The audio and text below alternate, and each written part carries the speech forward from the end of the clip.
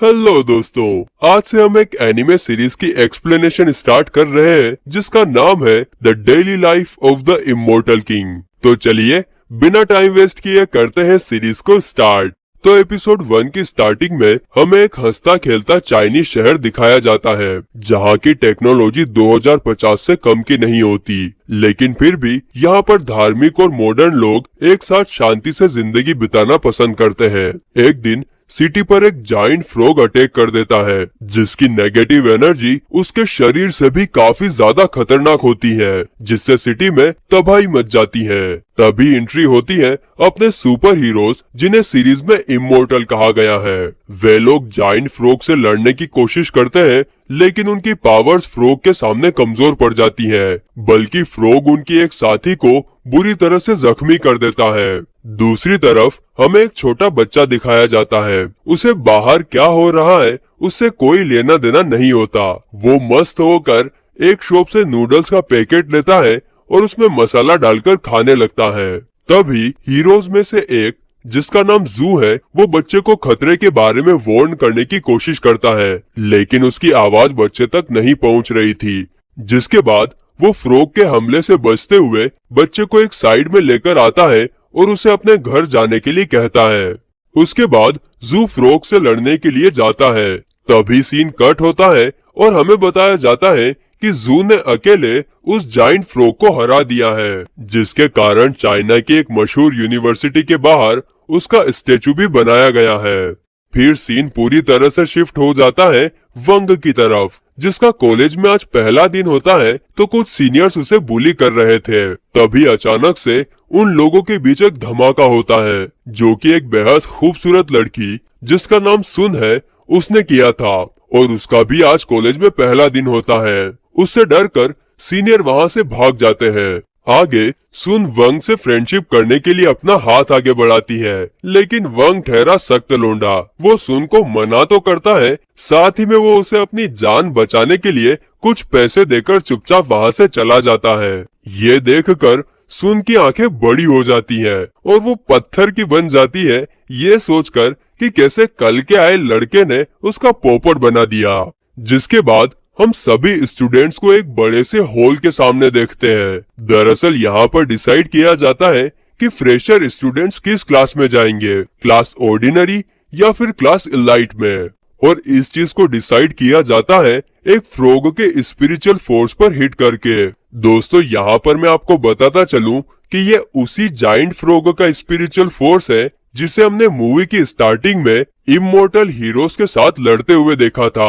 उसे इसी कैंपस में कैद करके रखा हुआ है। अब सभी स्टूडेंट्स एक एक कर फ्रॉग पर अपनी स्पिरिचुअल फोर्स से हिट करने लगते हैं, जिसके कारण कुछ स्टूडेंट्स क्लास ऑर्डिनरी में जाते हैं और कुछ क्लास इलाइट में। और जब ये सब हो रहा था तभी जाइंट फ्रॉग हम ऑडियंस को बताता है कि पिछले 10 सालों से कॉलेज वाले फ्रेशर्स की पावर को जानने के लिए उसे ही यूज करते आ रहे हैं, जिस दौरान हर एक मुक्के से फ्रॉग मारने वाले की स्पिरिचुअल फोर्स में से थोड़ी फोर्स चुरा लिया करता था।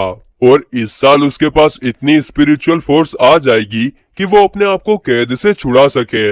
इसके बाद सुन अपनी पावर को टेस्ट करने के लिए अंदर जाती है और वो सभी लोगों को अपनी पावर का नमूना दिखाते हुए फ्रॉग को इतनी जोर से हिट करती है कि फ्रॉग कुछ कदम पीछे चला जाता है। इसे देखकर मिस्टर वंग जो सभी स्टूडेंट्स पर नजर रख रहे थे वो भी हैरान हो जाते हैं और सुन क्लास इलाइट में सिलेक्ट हो जाती है। इसके बाद वंग की बारी आती है। वो अंदर जाते हुए सोचता है कि ऑर्डिनरी क्लास में सिलेक्ट होने के लिए उसे सिर्फ 400 पॉइंट कलेक्ट करने होंगे।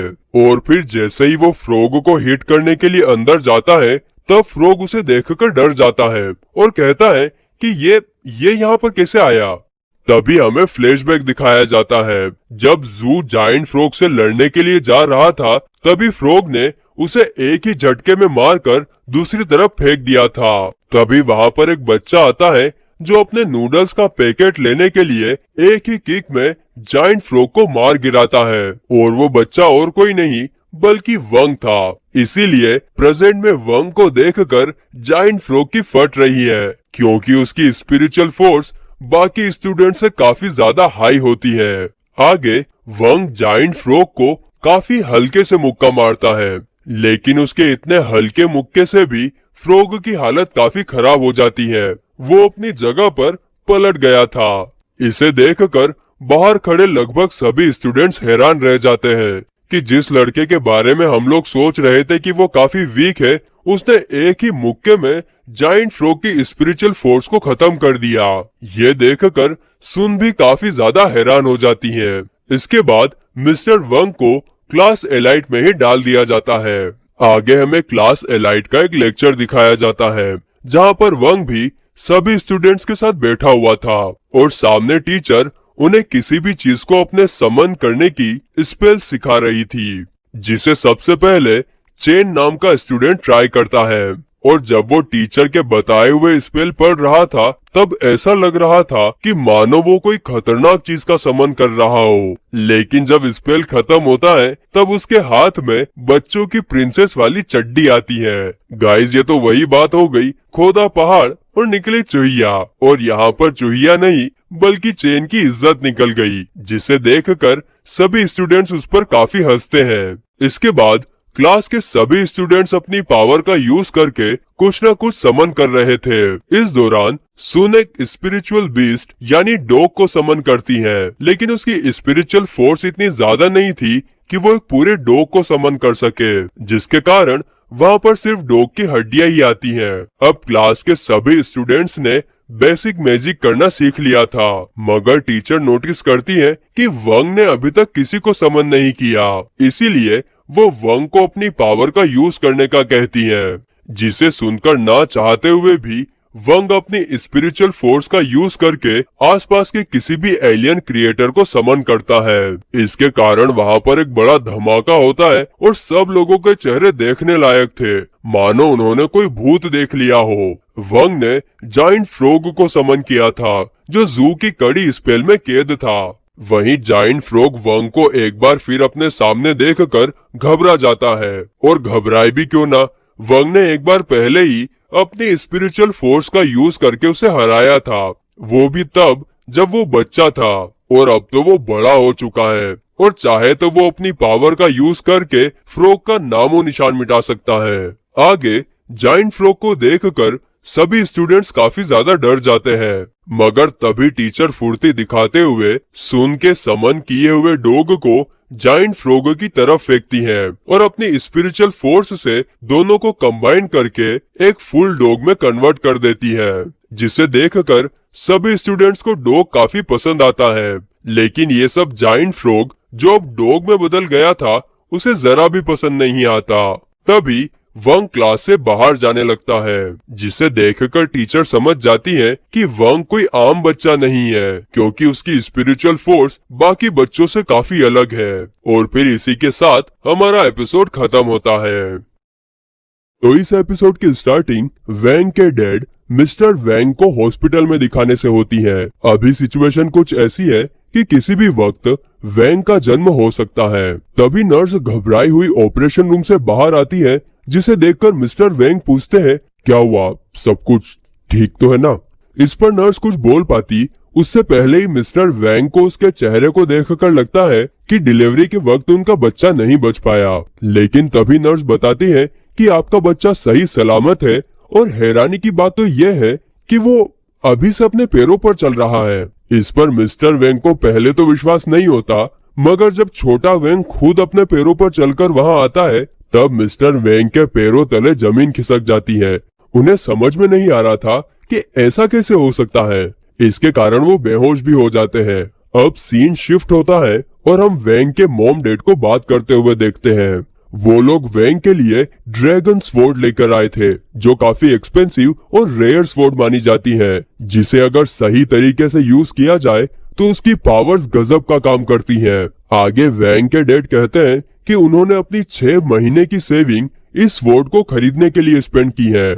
ये सब देखकर हमें ऐसा लगता है कि वो वैंग से काफी प्यार करते हैं, लेकिन ऐसा नहीं होता है। इन दोनों के दिखाने के दांत अलग हैं और खाने के अलग हैं, क्योंकि जल्द ही हम देख पाते हैं कि वैंग के डैड इस स्वॉर्ड को बचपन से पाना चाहते थे, और अब वैंग के बहाने उन्होंने आखिर स्वॉर्ड खरीद ही ली। वहीं अगर हम वैंग की मोम की बात करें तो उन्होंने पैसा बचाने के लिए असली स्वॉर्ड की जगह पर नकली स्वॉर्ड खरीदी है और इसके बारे में मिस्टर वैंग को भी कुछ नहीं पता होता।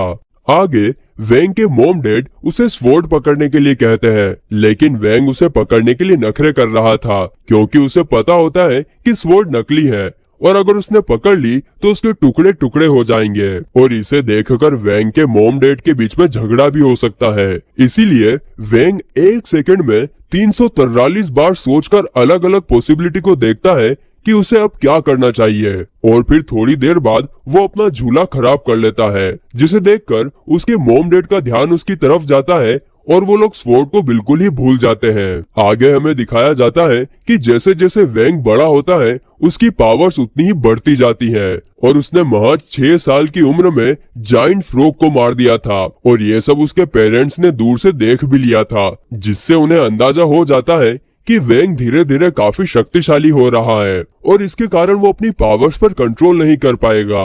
इसीलिए उन्होंने काफी रिसर्च करने के बाद वैंग की पावर को कंप्रेस करने के लिए एक एम्यूलेट बनाया जो कि उसकी स्पिरिचुअल फोर्स को कंट्रोल में रखता था। लेकिन जैसे जैसे वैंग बड़ा हो रहा था एम्यूलेट का असर उसकी बॉडी पर कम होता जा रहा था, जिसके चलते वैंग की मॉम ने उसके लिए एक गोल्डन पिल यानी कि सोने का लड्डू देना शुरू कर दिया जो उसकी पावर्स को काफी हद तक कम करता था।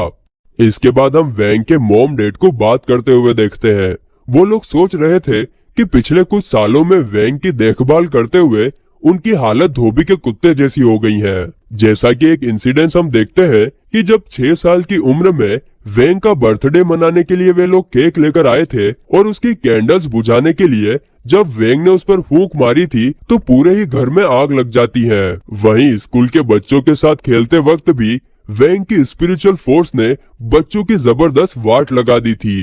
अब सीन पूरी तरीके से शिफ्ट होता है और प्रेजेंट में आ जाता है, जहां पर स्कूल में सभी स्टूडेंट्स क्लास का प्रेसिडेंट बनने के लिए वोट मांग रहे थे और इसके लिए वो अजीब अजीब तरीके के रास्ते भी आजमा रहे थे। लेकिन अपने हीरो वैंग को इन सब में कोई इंटरेस्ट नहीं होता और वो सीधे शॉप में नूडल्स के पैकेट खरीदने के लिए जाता है। लेकिन तभी एक डैशिंग आदमी आकर शॉप के सारे पैकेट खरीद लेता है और स्टूडेंट्स को बताता है कि उन्हें जो चाहिए वो फ्री में लेकर जा सकता है, बदले में बस उन्हें सून को वोट देना होगा। ये बात सुनकर बाकी के कॉम्पिटिटर्स को जरा भी अच्छा नहीं लगता। तभी वहाँ पर सून आ जाती है जो अपनी चार्म और मीठी मीठी बातों से सभी स्टूडेंट्स को अपनी तरफ करना शुरू कर देती है। लेकिन फिर भी कुछ लोग उसकी बात नहीं मानते। तभी वैंग, जिसे सिर्फ नूडल्स के पैकेट चाहिए थे, वो सून को वोट देने के लिए तैयार हो जाता है और उसकी बात सुनकर और भी स्टूडेंट्स सून को वोट देने के लिए आगे आ जाते हैं और जो वोट देने के लिए तैयार नहीं थे, सून उन्हें सिडेक्टिव मैजिक से अपने वश में कर लेती है, जिससे अब वे लोग भी उसे वोट देने के लिए तैयार हो जाते हैं। अब ये सब पॉसिबल हुआ था सिर्फ और सिर्फ वैंग की वजह से, इसीलिए सून उसे ढूंढने लग जाती है। तभी उसका बॉडीगार्ड कहता है कि वो तो कब का यहाँ से चला गया और उसने आपको ये सोने का लड्डू देने के लिए कहा, जो कि असल में वैंग की मॉम ने उसे खाने के लिए दिया था ताकि उसकी पावर कंप्रेस हो जाए। अब ये जानने के बाद कि वैंग ने उसे सोने का लड्डू दिया है, सून को लगता है कि वैंग उसे पसंद करता है। इसके बाद हमें सीधे क्लास का सीन दिखाया जाता है। यहाँ पर मिस्टर वैंग जैसे ही क्लास में इंटर होते हैं, वो सभी स्टूडेंट्स को देखकर समझ जाते हैं कि सून ने सभी पर सिडक्टिव मैजिक का यूज किया है।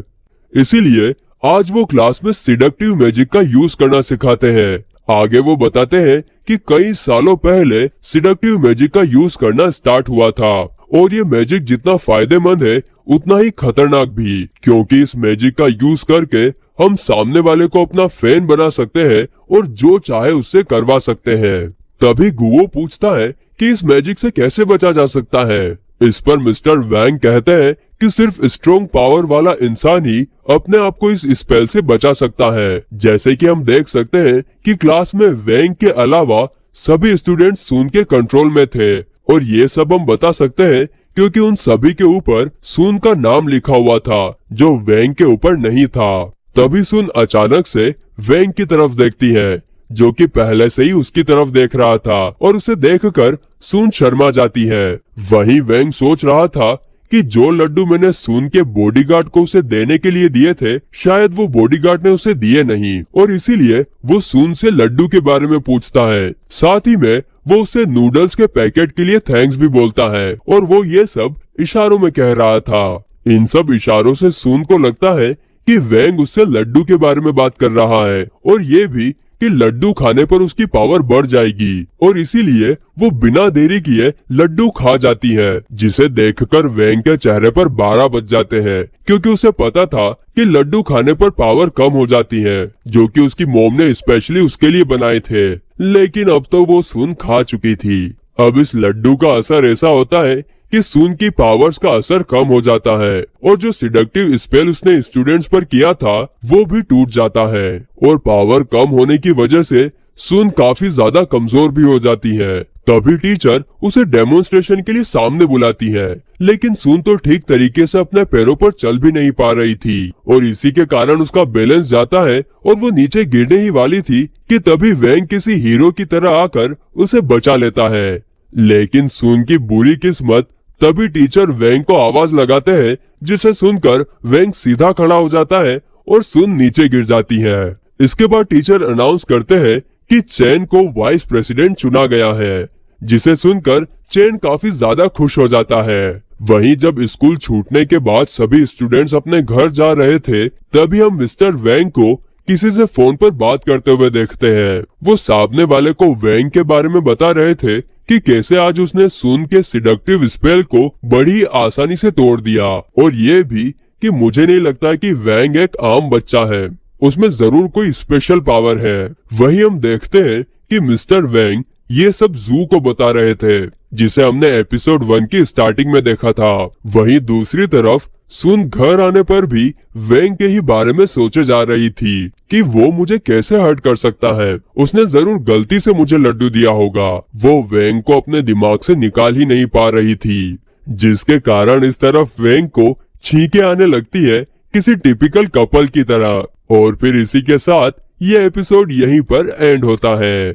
तो एपिसोड के स्टार्टिंग में हमें दिखाया जाता है कि स्कूल में कोई टेस्ट होने वाला है और उसके लिए चैन अपने घर से एक बड़ा सा बर्तन लेकर आया है ताकि वो उसमें सोने के लड्डू बनाकर सून को इम्प्रेस कर सके। तभी वहाँ पर एक बड़ी सी कार आती है, बॉडीगार्ड्स की लाइन लगती है, रेड कारपेट बिछाया जाता है और कार में से सून बाहर निकलती है, जिसे देखकर चैन उसे आवाज लगाता है, लेकिन सून उसे इग्नोर करके सीधे अपने हीरो वैंग के पास आती है और बेचारा चैन शर्मिंदगी से पत्थर की तरह जम जाता है। अब जैसे ही सून वैंग को आवाज लगाती है, तब वैंग देखता है कि सून के माथे पर किसी तरह का सिंबल बना हुआ है और उस सिंबल को मिटाने के लिए वो सीधे सून को टच करता है और ये सीन देखकर सून के सारे बॉडीगार्ड्स की आंखें बड़ी हो जाती हैं। लेकिन उन्हें क्या पता कि वैंग ने सिंबल को मिटाने के लिए सून को टच किया था और जैसे ही सिंबल मिट जाता है, वैंग चुपचाप वहाँ से चला जाता है और हम सून को देखते हैं, वो शर्म से लाल पीली हो रही थी। उसे लग रहा था कि वैंग उसे पसंद करता है। इसके बाद हम सीधे क्लासरूम का सीन देखते हैं, जहाँ पर टीचर सभी को सोने के लड्डू बनाने की बेसिक रेसिपी सिखाने वाली है। वो सभी को कहती हैं कि जैसे जैसे मैं करती हूँ उसे फॉलो करते जाओ, लेकिन वो इतनी तेजी से रेसिपी बताकर खत्म करती हैं कि स्टूडेंट्स में से किसी को भी कुछ समझ नहीं आता। लेकिन इसके बावजूद वे लोग टीचर को कुछ नहीं कहते और बुक में से पढ़कर सोने के लड्डू बनाने में लग जाते हैं। इस दौरान हम देखते हैं कि सभी लोग कुछ न कुछ अपने घर से लेकर आए थे, जैसे कि सून एक बड़ी सी रिफाइनिंग मशीन लेकर आई थी, वैंग एक माइक्रोवेव ओवन और गुओ एक स्पेशल कॉपर से बना हुआ बर्तन लेकर आया था, जिसकी तरफ सारे स्टूडेंट्स अट्रैक्ट हो जाते हैं, यहाँ तक कि टीचर भी। तभी चैन का लोहे का बर्तन ब्लास्ट हो जाता है क्योंकि चैन ने उसमें कुछ ज्यादा ही इंग्रेडिएंट्स डाल दिए थे, जिसे देखकर चैन भागता हुआ क्लास से बाहर चला जाता है। इसके बाद टीचर सभी को एक ब्रेक लेने को कहती है क्योंकि सोने के लड्डू बनने में टाइम लगने वाला है। अब जब क्लास में कोई नहीं होता, तभी डॉग, जो कि असल में जाइंट फ्रॉग था, वो गुओ के बर्तन को खाने के लिए आता है क्योंकि उसकी एनर्जी उसे अट्रैक्ट कर रही थी। लेकिन तभी वहाँ पर वैंग आ जाता है। दरअसल उसे शक हो गया था कि डॉग कुछ ना कुछ जरूर करने वाला है, लेकिन वैंग कुछ कर पाता उससे पहले ही डॉग खिड़की से छलांग लगा देता है। वैंग भी उसके पीछे जाता है। तभी हम देखते हैं कि डॉग छलांग लगाकर नीचे के फ्लोर पर आ गया था, लेकिन वेंग सीधे नीचे चला जाता है। ये सोचकर डॉग काफी खुश होता है कि उसने वेंग को चकमा दे दिया, लेकिन ऐसा कुछ नहीं होता, क्योंकि जब डॉग पीछे देखता है तब वहाँ पर वेंग खड़ा था, जिसके बाद वेंग डॉग को मारकर फ्लोर से नीचे फेंक देता है। दूसरी तरफ हम चेन को देखते हैं, वो लगातार तेजी से ग्राउंड के चक्कर लगा रहा था, जिसके कारण वहाँ खड़ी लड़कियों के स्कर्ट्स हवा में उड़ने लगते हैं। दरअसल चेन को डर लग रहा था, क्योंकि जो बर्तन ब्लास्ट हुआ वो एक पुश्तैनी बर्तन था और काफी मिन्नतों के बाद उसके डैड ने उसे स्कूल ले जाने के लिए अलाउ किया था। साथ ही में धमकी भी दी थी कि अगर बर्तन को कुछ हुआ तो वो उसे नहीं छोड़ेंगे। अगले सीन में हम देखते हैं कि वेंग गुओ के बर्तन को साफ करके उसे वापस अपनी जगह पर रखने जाने ही वाला था कि तभी गुओ उसे देख लेता है और गलत समझ बैठता है कि वेंग उसके टेस्ट को खराब करना चाहता है, इसीलिए वो उस पर काफी ज्यादा गुस्सा करता है। इधर दूसरी तरफ भागते भागते चेन का दिमाग खराब हो जाता है। उसे देखकर ऐसा लग रहा था कि मानो वो किसी के वश में हो। साथ ही में वो अजीब अजीब बातें भी सोच रहा था, जैसे कि सुन उसे नहीं बल्कि वेंग को पसंद करती है और क्लास का प्रेसिडेंट होने के बावजूद वो सिंपल सा सोने का लड्डू नहीं बना पाया। इसके बाद वो उसी हालत में वेंग की तरफ जाता है। तो इस तरफ वेंग गुओ को सारी सच्चाई बताता है कि ये सब डॉग का किया कराया है, वो तो बस उसे वापस रखने के लिए जा रहा था। लेकिन गुओ उसकी बात पर विश्वास नहीं करता और अपना बनाया हुआ पॉइजन उसकी तरफ शूट करता है। इस पॉइजन से वेंग तो आसानी से बच जाता है, लेकिन वो पॉइजन सीधा पीछे से आ रहे चेन के मुंह में चला जाता है और वो बेहोश हो जाता है।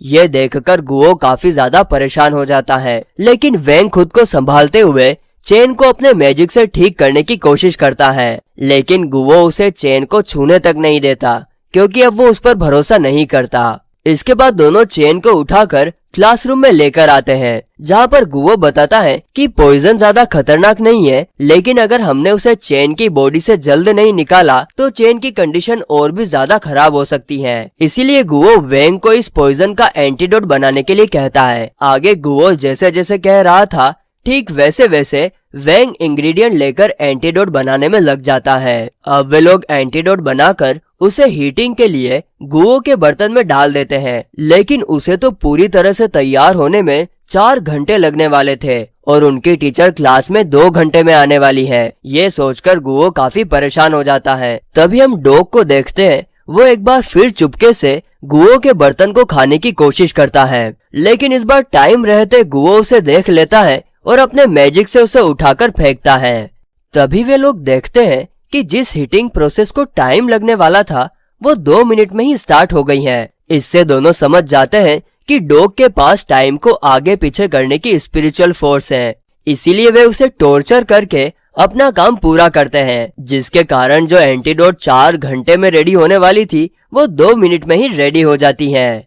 अब हम लोग देखते हैं कि गुओ ने 2 एंटीडोट्स बनाई थी ताकि वे लोग एक डॉग पर यूज करके देख सके कि वो काम करता है कि नहीं। इसके बाद दोनों डॉग पर एंटीडोट का यूज करते हैं और वो काम भी करता है, इसीलिए वे लोग चेन को एंटीडोट दे देते हैं। लेकिन तभी गुओ के टीचर के आने की आवाज सुनाई देती है, तो वो वेंग के ऊपर सब कुछ छोड़कर टीचर को रोकने के लिए बाहर जाता है ताकि उतने टाइम में वेंग चेन को छुपा दे। और ऐसा ही होता है। जब टीचर क्लास के अंदर आती है तो वहाँ पर चेन नहीं था।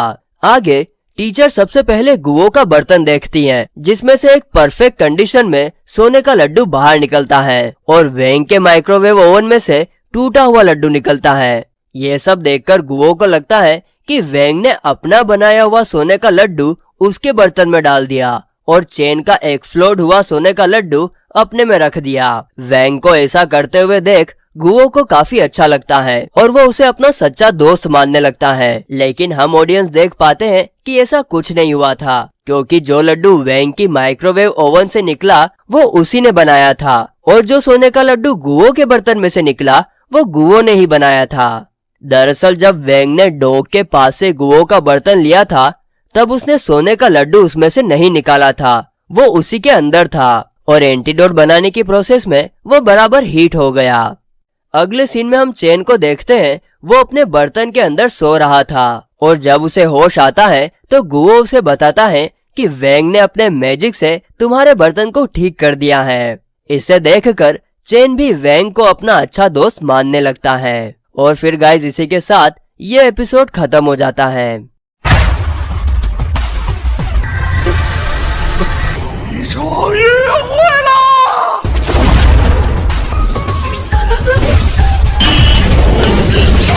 तो इस एपिसोड की स्टार्टिंग फायरवर्क्स को दिखाने से होती है, जिसे सुन और वैंग एक साथ एंजॉय कर रहे थे। अब आप लोग सोच रहे होंगे कि यह कैसे हुआ। यही चीज जानने के लिए हमें फ्लैशबैक दिखाया जाता है, जहां पर सुन वैंग को उसके साथ अगले दिन डेट पर चलने के लिए पूछ रही थी, लेकिन वैंग उसकी बातों को इग्नोर कर रहा था।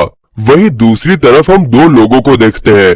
दरअसल ये लोग कॉन्ट्रैक्ट किलर है और उनको सुन को मारने का कॉन्ट्रैक्ट मिला है, लेकिन उनकी किस्मत खराब थी कि वैंग उन्हें देख लेता है और अपने मैजिक का यूज करके शूटर को डिस्ट्रैक्ट करता है, जिससे वो सुन को शूट नहीं कर पाते।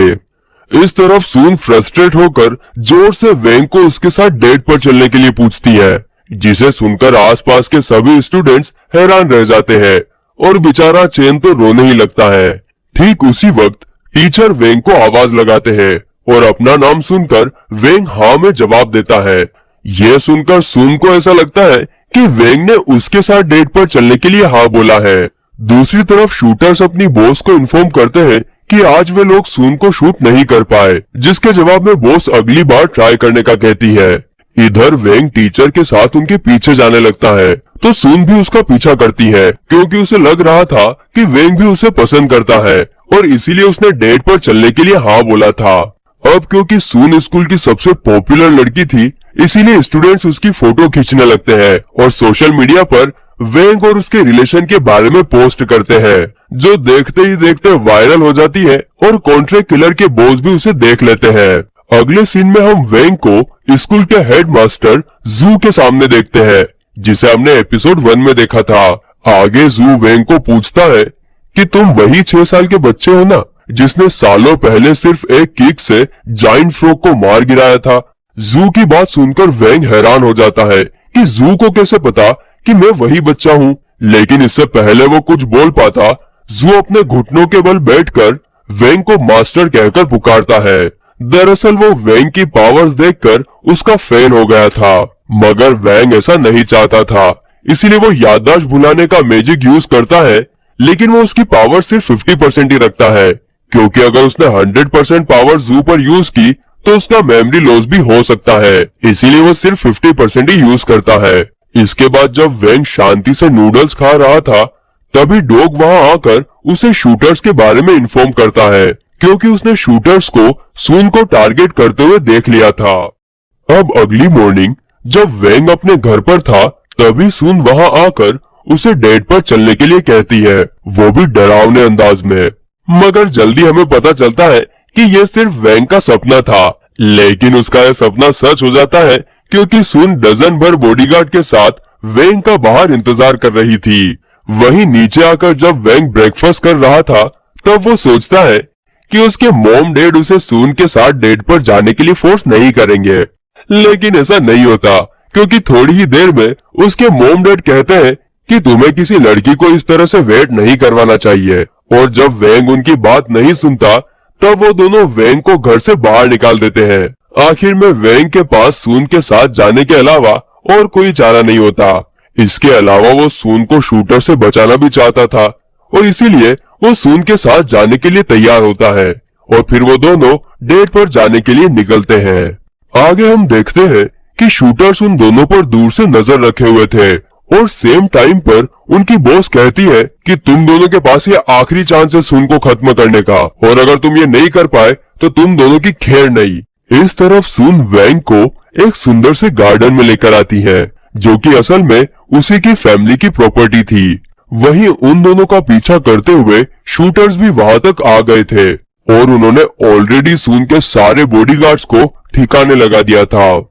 आगे हम देखते हैं कि जब सुन और वैंग एंजॉय कर रहे थे, तभी उन शूटर्स में से एक सुन की तरफ गोली चलाता है, मगर गोली सुन तक पहुंचती उससे पहले ही वैंग उसे अपने दांतों से पकड़ लेता है और फिर अपनी पावर से गोली को इतनी तेजी से शूटर की तरफ फेंकता है कि शूटर हवा में उड़ जाता है। इसी दौरान सून ने वैंग की रियल पावर देख ली थी, इसीलिए वैंग उस पर भूलने वाला स्पेल यूज करता है। इसके बाद शूटर्स कई बार सून को मारने का ट्राई करते हैं, लेकिन हर बार वैंग बीच में आकर उनकी वाट लगा दिया करता था। साथ ही में वो सून की याददाश्त भी मिटा रहा था ताकि उसे कुछ याद ना रहे। वहीं शूटर्स इससे परेशान हो गए थे क्योंकि उन्हें समझ में नहीं आ रहा था कि उनके साथ हो क्या रहा है। इसके बाद अगले सीन में सून वैंग को फेरी व्हील में चलने के लिए कहती है, जिस पर वैंग मान जाता है, ये सोचकर कि उन्हें शूटर से छुटकारा मिल जाएगा। लेकिन उनके जाते ही शूटर्स भी उनके पीछे व्हील पर चढ़ जाते हैं। ये सब जू ने देख लिया था और वैंग यानी कि अपने मास्टर को खतरे में देखकर वो तुरंत इमोर्टल हीरोज को कॉल करके बुलाते हैं। इस तरफ जब सून और वैंग अपनी बातों में बिजी थे, तभी शूटर्स वहां आकर दोनों को गन पॉइंट पर पकड़ लेते हैं। ये सब देखकर सून काफी घबरा जाती है, लेकिन वैंग शांति से बैठा हुआ था। दरअसल वो ये सोच रहा था कि शूटर्स के आने से उसे सून की बकबक नहीं सुननी पड़ेगी। अब सून शूटर्स को देखकर समझ जाती है कि उन्हें किसने और क्यों भेजा है, इसीलिए वो शूटर्स के सामने खड़ी होकर कहती है कि तुम यहाँ पर मुझे मारने आए हो तो मार डालो, लेकिन मेरे दोस्त को यहाँ से सही सलामत जाने दो। सून ऐसा इसलिए कह रही थी क्योंकि उसी के डेट पर जाने की जिद की वजह से वैंग की जान खतरे में आई थी। ये सब देखकर हम ये भी समझ पाते हैं कि सून अब वैंग को सच्चा प्यार करने लगी है और ये सब वैंग भी महसूस कर रहा था। इसीलिए वो गुस्से में खड़ा होता है और उसकी आंखें गुस्से से लाल हो जाती है और चमक रही थी, जिसे देखकर शूटर्स की फटकर 4 हो जाती है। तभी वैंग अपने मैजिक का कमाल दिखाते हुए उन दोनों को हवा में फेंक देता है और जादू से बनी हुई एक फीनिक्स आकार उन दोनों शूटर्स को काफी अच्छा मजा चकाती है। हम देखते हैं कि ये सब नीचे से जू देख रहे थे। वो वैंग की बढ़ती हुई खतरनाक पावर को देखकर समझ जाते हैं कि वो कोई मामूली इंसान नहीं है और उसके पास असीम शक्तियां हैं जिसके बारे में उसने कभी सपने में भी नहीं सोचा था। वहीं ऊपर फेरी व्हील्स पर सून ने वैंग की रियल पावर्स देख ली थी, लेकिन इसके बावजूद वैंग इस बार उसकी याददाश्त नहीं मिटाता और उससे प्रॉमिस लेता है कि वो इसके बारे में किसी को नहीं बताएगी। ये सीक्रेट उन दोनों के बीच में ही रहेगा, जिस पर सून मान जाती है और फिर वो दोनों फायरवर्क्स एंजॉय करते हैं। और गाइस, ये वही सीन होता है जिसे हमने एपिसोड की स्टार्टिंग में देखा था। वैंग फायरवर्क्स देखने में बिजी था तो सून उसके मुस्कुराते हुए चेहरे को देखने में। और फिर इसी के साथ ये एपिसोड खत्म होता है।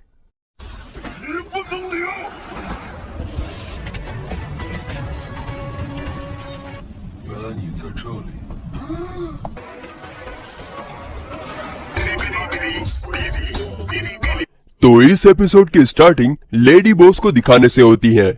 ये वही है जिसने पिछले पार्ट में सून को ठिकाने लगाने के लिए 2 आदमियों को भेजा था, लेकिन क्योंकि वो लोग मिशन कंप्लीट नहीं कर पाए, इसीलिए लेडी बॉस काफी ज्यादा गुस्से में थी, जिसके चलते वो अपने एक आदमी को ठिकाने लगा देती है और शेडो किल का ऑर्डर इशू करती है। ये सुनने के बाद वहाँ पर बैठा एक आदमी पूछता है कि शेडो किल ऑर्डर प्राइमरी लोगों के लिए यूज किया जाता है, इसका यहाँ पर कोई काम नहीं है। अब ये सुनने के बाद लेडी बॉस की आंखें गुस्से से लाल हो जाती हैं, जिसे देखकर सब लोग शेडो किल ऑर्डर इशू करने के लिए मान जाते हैं।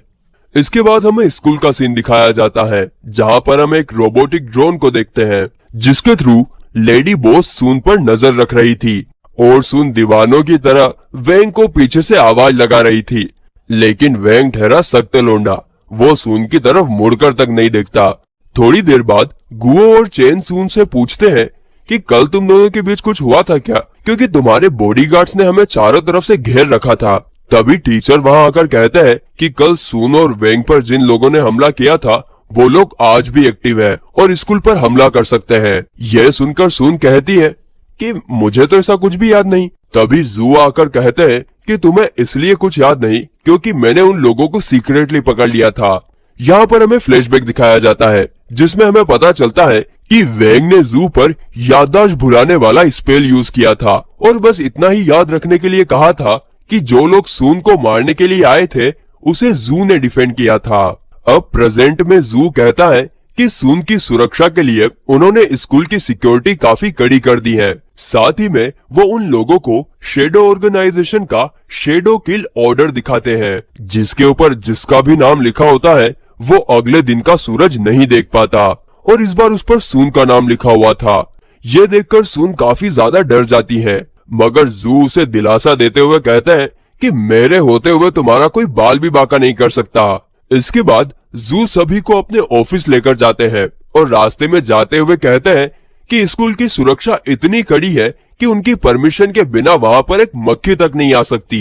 तभी वहाँ पर एक मक्खी आ जाती है, जिसे देखकर जू के स्नाइपर उसे मार गिराती हैं। हम देखते हैं कि ये वही रोबोट ड्रोन था जिसके थ्रू लेडी बॉस उन लोगों पर नजर रख रही थी। अब लेडी बॉस ने उन लोगों की सारी बातें सुन ली थी, इसीलिए वो तुरंत शैडो किल ऑर्डर को एग्जीक्यूट करने के लिए कहती है। इसके चलते स्कूल की जमीन फाड़कर हैमरमैन बाहर निकलता है, जो कि काफी आसानी से स्कूल में तैनात गार्ड्स को ठिकाने लगा रहा था। जैसे हम चाय में पड़ी मक्खी को निकाल फेंकते हैं, ठीक वैसे ही। और ये सब कैमरे के जरिए जू और टीचर देख रहे थे, जिसे देखकर टीचर वेंग और सभी को कहते हैं कि जब तक जू और मैं यहाँ पर हैं, तब तक तुम लोगों को कुछ नहीं होगा। लेकिन ये चारों वहाँ पर ऐसे बैठे थे जैसे वो लोग बाहर पिकनिक मनाने के लिए आए हो। वो लोग ग्रुप में एक दूसरे के साथ चैटिंग कर रहे थे, तो टीचर उसी ग्रुप में मैसेज करके उन्हें सिचुएशन की गंभीरता समझाता है। इसके बाद टीचर कॉरिडोर में तैनात रॉयल गार्ड्स को हमले के बारे में बताते हैं, जिस पर गार्ड एटीट्यूड में कहते हैं कि हम एलाइड गार्ड से हैं और कोई हम पर हमला करने की जरूरत नहीं करेंगे। लेकिन तभी शैडो किल ऑर्डर का सेकेंड मेंबर गैसमैन उन पर टॉक्सिक गैस से हमला करता है, जिसे देखकर वे लोग वहां से भाग खड़े होते हैं। तभी कोई गैसमैन पर गोली चलाता है, लेकिन गैसमैन उससे काफी आसानी से बच जाता है। वो गोली इतनी तेजी से दीवार में लगती है कि दीवार ब्लास्ट हो जाती है। लेकिन जल्दी हमें पता चलता है कि वो कोई बंदूक की गोली नहीं बल्कि नॉर्मल सा चोक था, जिसे टीचर ने गैसमैन की तरफ फेंका था। दूसरी तरफ हम शैडो किल ऑर्डर के लीडर इनविजिबल मैन को देखते हैं। वो इनविजिबल होकर जू के केबिन के ऊपर खड़ा था। इस तरफ वेंग को नूडल्स पर चल रहे ऑफर के बारे में पता चलता है, तो वो कुछ नूडल्स के पैकेट ऑर्डर करता है, जो कि 15 मिनट में डिलीवर होने वाले थे। यह देखकर कमरे में मौजूद सभी लोग हैरान हो जाते हैं कि वेंग इतनी खतरनाक सिचुएशन में भी नूडल्स के बारे में सोच रहा है। इधर गैसमैन अपने वेपन से टीचर पर कई हमले करता है, लेकिन टीचर उन सब हमलों से आसानी से बच रहे थे। लेकिन जब वो अगली बार टीचर पर हमला करता है, तब उसके वेपन्स बड़े होकर टीचर को घेर लेते हैं, जिससे वहां पर एक बड़ा धमाका होता है। लेकिन जल्द ही उसे पता चलता है कि टीचर ने उसके इस हमले को भी अपनी स्पिरिचुअल फोर्स से रोक लिया था। ये देखकर गैसमैन घबरा जाता है और पॉइजन गैस का यूज करके वहां से भागने की कोशिश करता है। दूसरी तरफ वेंग को अपने नूडल्स के पैकेट आने का मैसेज आता है, तो वो उसे बाहर लेने के लिए जाता है। इधर गैसमैन भागते हुए अचानक से दरवाजे से टकराकर नीचे गिर जाता है, और जिसने दरवाजा खोला था वो और कोई नहीं बल्कि वेंग था, जो डिलीवरी लेने के लिए जा रहा था। आगे वो गैसमैन को सॉरी बोलकर वहां से निकल जाता है। तभी टीचर वहां आकर गैसमैन को कहते हैं कि क्लास अभी बाकी है, जिसे सुनकर गैसमैन काफी ज्यादा घबरा जाता है। इस तरफ हैमरमैन सभी गार्ड्स को ठिकाने लगाकर वहां से जा ही रहा था कि तभी उसके सामने डॉग आ जाता है। दोनों एक दूसरे को पहले तो गुस्से से देखते हैं, लेकिन तभी हैमरमैन को डॉग काफी क्यूट लगता है, तो वो उसे टच करता है। मगर तभी डॉग मौका मिलते ही उसके हाथ पर काट लेता है, जिसे देखकर हैमरमैन उसे दूर फेंक देता है। और तभी उसे पता चलता है कि डॉग ने उसकी स्पिरिचुअल फोर्स अपने में ट्रांसफर कर ली है, जिसके कारण वो बुढ़ा होने लगता है। वहीं हैमरमैन की स्पिरिचुअल फोर्स मिलने पर डॉग जायंट फ्रॉग में बदल जाता है, और वो हैमरमैन पर हमला करने ही वाला था कि हैमरमैन वहां से भागने की कोशिश करता है, लेकिन बूढ़ा होने के कारण उसकी हड्डियां जवाब दे देती है, जिसके बाद जायंट फ्रॉग उस पर हमला करता है और वहां पर एक बहुत बड़ा धमाका होता है। और फिर इसी तरह सभी लोगों ने मिलकर शैडो किल ऑर्डर के 2 मेंबर को हरा दिया था। अब बस इनविजिबल मैन बचा है। तभी वेंग वहां आता है जहां पर इनविजिबल मैन छुपा हुआ था। वेंग कहता है, तो तुम यहाँ पर छुपे हुए हो? ये सुनकर इनविजिबल मैन घबरा जाता है, लेकिन जल्द ही वो वेंग को डिलीवरी लेते हुए देखता है और सोचता है कि वेंग इसके बारे में बात कर रहा होगा। इस पर वेंग जवाब देता है कि नहीं, मैं तुमसे ही बात कर रहा था, क्योंकि मैं तुम्हें देख सकता हूँ। आगे वेंग ये भी बताता है कि तुम्हारे शेडो किल ऑर्डर के सभी मेंबर पकड़े जा चुके हैं और अब सिर्फ तुम ही बचे हो। और मुझे ये बताते हुए बहुत खेद हो रहा है कि तुम लोग इस मिशन में फेल हो गए हो। अब ये सब सुनकर इनविजिबल मैन को काफी ज्यादा गुस्सा आता है और वो अपनी सारी पावर्स का यूज करते हुए वेंग पर हमला करता है, जिससे एक बहुत बड़ा ब्लास्ट होता है, लेकिन इससे वेंग को एक खरोच तक नहीं आई थी। ये देखकर इनविजिबल मैन हैरान रह जाता है कि किसी की इतनी खतरनाक स्पिरिचुअल फोर्स कैसे हो सकती है। इसके बाद जू वहां पर आता है और वेंग उस पर याददाश्त भुलाने की स्पेल यूज करता है और कहता है कि सारे असैसिन्स को मैंने नहीं बल्कि तुमने हराया है। इसके बाद सुन, गुओ और चेन वहां पर आते हैं। जू ने बताता है कि मैं थोड़ा सा लेट हो गया क्योंकि वेंग उनके हाथों में जख्मी हालत में पड़ा हुआ था, जिसे देखकर सब लोग काफी ज्यादा घबरा जाते हैं। लेकिन हम ऑडियंस को पता है कि वो नाटक कर रहा है। अब इसके कुछ टाइम बाद न्यूज पर बताया जाता है कि जू ने अकेले ही शेडो किल ऑर्डर के सभी मेंबर को ठिकाने लगाया है और फिर इसी के साथ ये एपिसोड खत्म हो जाता है।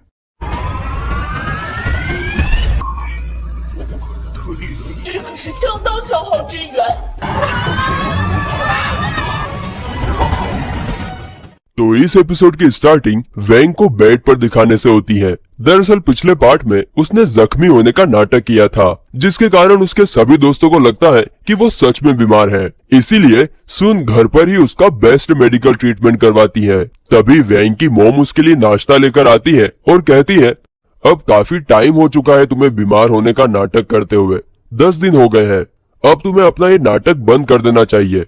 इस पर वेंग कुछ नहीं बोलता। इसके थोड़ी देर बाद वेंग के डैड उसे बताते हैं, तुम्हारे फ्रेंड्स तुमसे मिलने आए हैं, जिसे सुनकर वेंग वापस अपने बेड पर सो जाता है।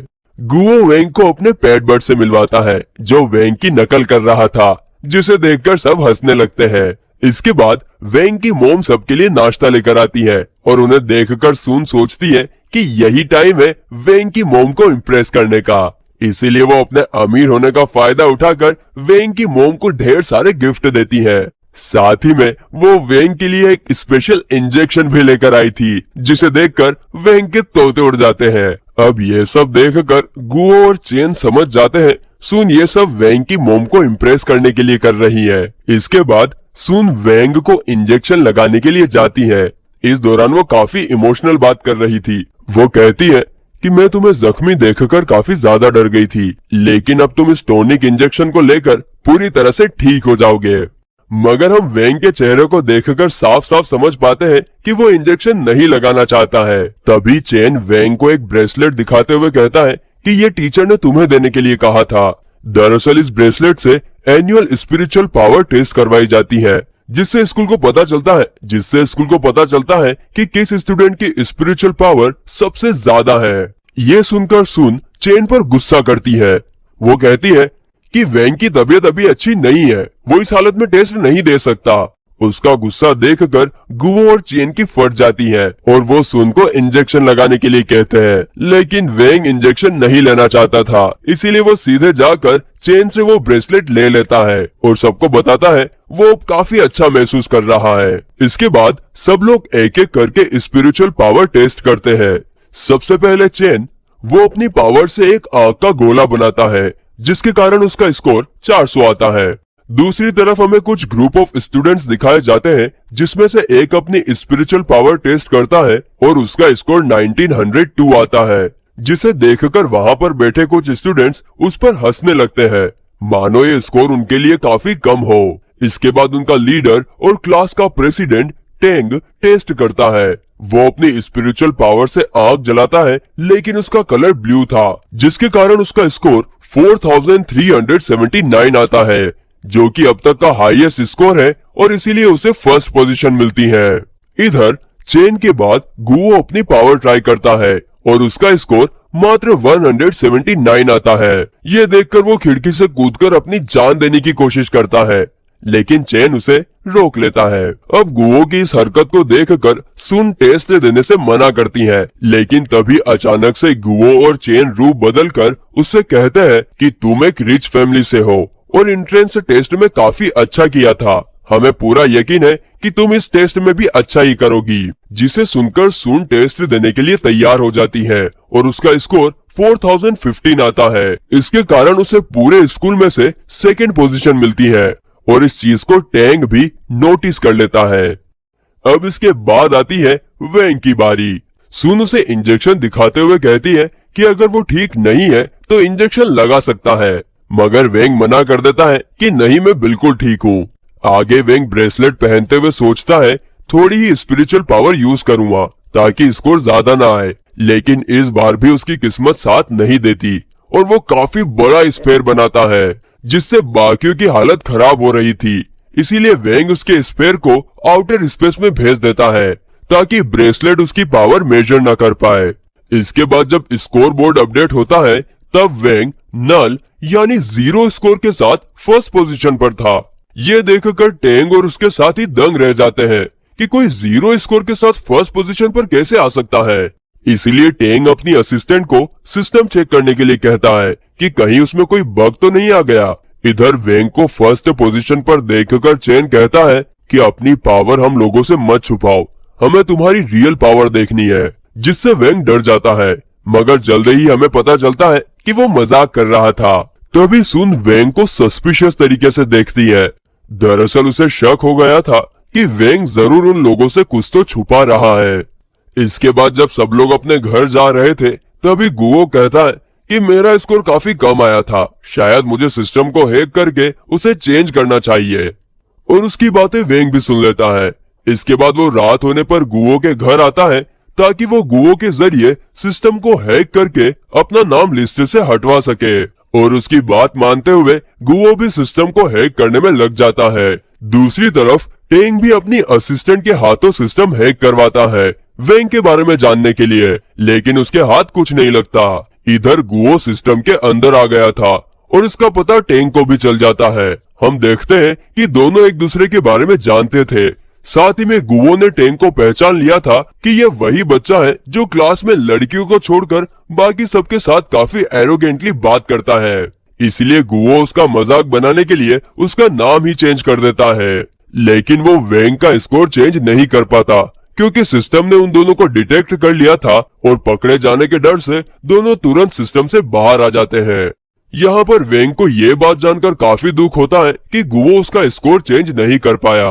तो दूसरी तरफ टेंग के फ्रेंड्स उसका नाम चेंज होते हुए देखकर उसका काफी मजाक उड़ाते हैं। दरअसल उनका कहना था कि 2 स्टूडेंट्स जिन्हें वो लोग जानते तक नहीं, उन्होंने टेंग को पीछे छोड़ दिया। तभी टेंग की असिस्टेंट सामने आकर कहती है कि नेक्स्ट मंथ स्वॉर्ड कंपटीशन होने वाला है, हम उन दोनों से वहाँ पर जरूर मिलेंगे और उन्हें इस बात के लिए बराबर सजा देंगे। इधर टेंग भी यही सोच रहा था। और फिर गाइस, इसी के साथ हमारा एपिसोड खत्म हो जाता है। एपिसोड के स्टार्टिंग में हमें 2 टीचर्स को बात करते हुए दिखाया जाता है, जिसमें मिसेस पाल नेशनल कंपटीशन के रिजल्ट को देखकर हैरान थी क्योंकि उसमें वेंग फर्स्ट पोजीशन पर था। इस पर दूसरे टीचर मिसेस पाल से पूछते हैं कि आप वेंग को पढ़ाती हो तो आपको क्या लगता है वो कैसा स्टूडेंट है। जिस पर मिसेस पाल बताती है कि वो अपनी ही सोच में डूबा रहता है और ज्यादातर टाइम क्लास में खामोश रहता है, किसी से कुछ बात नहीं करता। आगे उन दोनों की बातों से हमें ये भी पता चलता है कि उनकी क्लास, जिसे क्लास 60 भी कहते हैं, उसका कंपटीशन क्लास 59 से, जो कि वही ग्रुप ऑफ स्टूडेंट होते हैं जिन्हें हमने पिछले एपिसोड में देखा था, यानी कि टेंग और उसके फ्रेंड्स। और हमें ये भी पता चलता है कि पिछले 100 सालों में इन दोनों क्लास के बीच 24 बार कंपटीशन हुआ, जिसमें से 23 बार क्लास 59 जीता और 1 बार मैच ड्रॉ हुई थी, वो भी सिर्फ जू के अच्छे परफॉर्मेंस के कारण। तभी जू कहता है कि इस बार का कंपटीशन अलग होगा, कुछ ऐसा जो हम सोच भी नहीं सकते। जिसके बाद हमें एक रिपोर्टर दिखाई जाती है जो कि स्वॉर्ड कंपटीशन जिस जगह पर होने वाला है उसकी रिपोर्टिंग कर रही थी, जहां पर हम क्लास 59 के कुछ स्टूडेंट्स को ट्रेनिंग करते हुए देखते हैं, जिसमें टेंग भी शामिल था। वो रिपोर्टर का ध्यान अपनी तरफ करने के लिए अपनी पावर का बेहतरीन यूज करता है। तभी रिपोर्टर उसका रिजल्ट नेशनल स्क्रीन पर प्ले करती है, जिसे देख टेंग खुद को ही चोट पहुंचा बैठता है क्योंकि पिछले एपिसोड में गुओ ने उसका नाम चेंज करके फनी सा रख दिया था। आगे रिपोर्टर टेंग का इंटरव्यू लेती है, जिसमें टेंग क्लास 59 की काफी तारीफ करता है। वो लोग इस कंपटीशन को जीतने के लिए पिछले 1 महीने से कड़ी मेहनत कर रहा है। साथ ही में वो क्लास 60 की काफी बुराई भी करता है, जिसे वेंग और उसके दोस्त टीवी पर देख रहे थे। तभी रिपोर्टर कहती है कि क्लास 60 का एक स्टूडेंट जिसका नाम वेंग है वो टॉप पोजीशन पर है। आप उसके बारे में क्या कहना चाहोगे? जिसे सुनते ही टेंग गुस्से से पीला हो जाता है और उसका ये रूप देखकर रिपोर्टर अपनी बात बदल देती है और टेंग भी बिना कुछ कहे वहां से चला जाता है। इस तरफ स्कूल में जू और टीचर मिलकर स्वॉर्ड कंपटीशन के लिए सुन, वेंग, गुओ और चेन को भेजने का डिसाइड करते हैं। लेकिन मिसेस पाल का यहाँ पर कहना था कि सुन के अलावा ग्रुप में कोई इतना खास नहीं है। तभी जू मिसेस पाल को रोमांटिक अंदाज में कहता है कि मुझे आप पर पूरा भरोसा है कि आप उन्हें कंपटीशन के लिए अच्छे से तैयार कर लोगी। जिसे सुनकर मिसेस पाल पिघल जाती है और मना नहीं कर पाती है। आगे मिसेस पाल कहती है कि कंपटीशन में पार्टिसिपेट करने के लिए टीम में टोटल 5 मेंबर होने चाहिए, लेकिन हमारे पास सिर्फ 4 ही हैं। तभी जू उन्हें डॉग दिखाता है जो कि असल में जायंट फ्रॉग था, जिसे देखकर मिसेस पाल हैरान रह जाती है क्योंकि वो लोग कंपटीशन में डॉग को नहीं भेज सकते। इस पर जू कहता है कि ऐसा कोई नियम नहीं कि एनिमल्स कंपटीशन में हिस्सा नहीं ले सकता, क्योंकि सालों पहले एक फॉक्स ने कंपटीशन में हिस्सा लिया था और वो लोग जीते भी थे। लेकिन फिर भी जू मिसेस पाल के लिए डॉग को ह्यूमन में ट्रांसफर करने का शेल पड़ता है, जिससे वो ह्यूमन में बदल तो जाता है लेकिन उसका मुंह अभी भी डॉग का था। इसके कारण वो किसी डेमन से कम नहीं लग रहा था, इसीलिए जू उसे वापस बदल देता है। आगे जू कहता है कि अगर डॉग ने पावर टेस्ट की तो उसका स्कोर आराम से 5000 तो आएगा ही। साथ ही में वो डॉग को यह भी कहता है कि अगर इस बार हम कंपटीशन जीत गए तो मैं तुम्हें कैद से आजाद कर दूंगा। जिसे सुनकर डॉग की आंखें चमकने लगती हैं और जब वो पावर टेस्ट करता है तो उसका स्कोर सच में 5000 आता है। इस तरफ क्लास 59 के कुछ स्टूडेंट्स टेंग का मजाक उड़ाते हैं कि अब तो एक डॉग ने भी तुम्हें पीछे छोड़ दिया, जिसे देखकर टेंग को काफी गुस्सा आता है।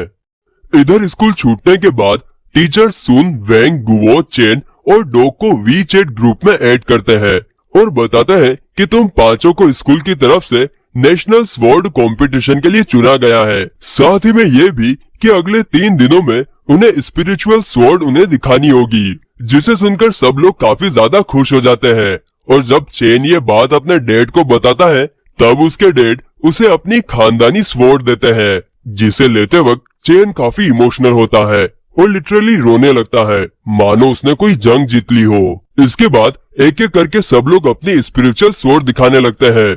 वहीं सुन की स्वॉर्ड देखकर सब लोग हैरान रह जाते हैं, यहाँ तक कि टीचर भी, क्योंकि वो काफी रेयर होती है। तभी टीचर वेंग और डॉग को भी स्वॉर्ड दिखाने के लिए कहते हैं, जिस पर गुओ कहता है डॉग के पास कैसे स्वॉर्ड हो सकती है, जिसे देखकर डॉग अपनी स्वॉर्ड दिखाता है। इतना ही नहीं, वो ग्रुप में इन लोगों के साथ चैटिंग भी कर रहा था। अब सब लोगों ने अपनी अपनी स्वॉर्ड दिखा दी थी, बचा था सिर्फ वेंग। सब लोग उसे अपनी स्वॉर्ड दिखाने के लिए कहते हैं। यहाँ पर वे लोग ये तक कहते हैं कि तुम्हारे पास स्वॉर्ड है भी या नहीं, लेकिन वेंग इन सब बातों का कोई रिप्लाई नहीं देता क्योंकि वो नूडल्स खाने में बिजी था। वहीं उसका खाना हो जाने के बाद वो ग्रुप में बस यस लिखता है और कुछ नहीं। दूसरी तरफ हम टेंग को उसकी सीनियर से बात करते हुए देखते हैं। सीनियर पूछती है कि कंपटीशन की तैयारी कैसी चल रही है। इस पर टेंग जवाब देते हुए कहता है कि काफी अच्छी। तभी सीनियर लिस्ट देखती है जिसमें सिर्फ 4 ही मेंबर थे, जबकि 5 मेंबर होने चाहिए थे।